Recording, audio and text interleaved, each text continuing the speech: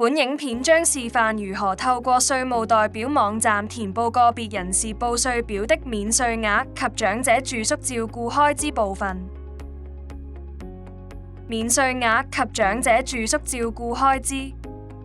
在此頁面，你的客戶可以申請傷殘人士免稅額、子女或供養兄弟姊妹免稅額、單親免稅額和供養父母或祖父母或外祖父母免稅額及長者住宿照顧開支。如果你在免稅額下選擇是，相關部分將會展開以供你輸入所需資料。在子女或供養兄弟姊妹免稅額的部分，請輸入有關受養人的資料，例如受養人的姓名、關係、出生日期和受養兄弟或姊妹的父母資料。另外，如受養人在本年度內有資格按政府傷殘津貼計劃申索津貼，請說明你的客戶是否已就受養人申請傷殘受養人免稅額。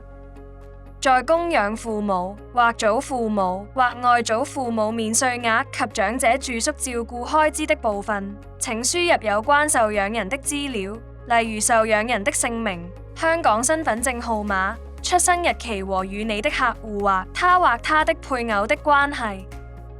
另外，請說明受養人在本年度是否通常在香港居住，或你的客戶是否已就受養人申請傷殘受養人免稅額。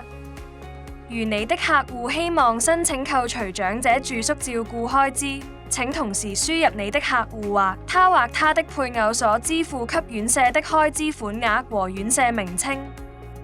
如你的客戶有多於一名受養人，點擊更多受養人按鈕以輸入額外資料。如你的客戶是已婚人士，他亦可以申請已婚人士免稅額及就他的配偶申請傷殘受養人免稅額。請說明你的客戶的配偶在本年度內是否有收取應課薪俸稅的入息。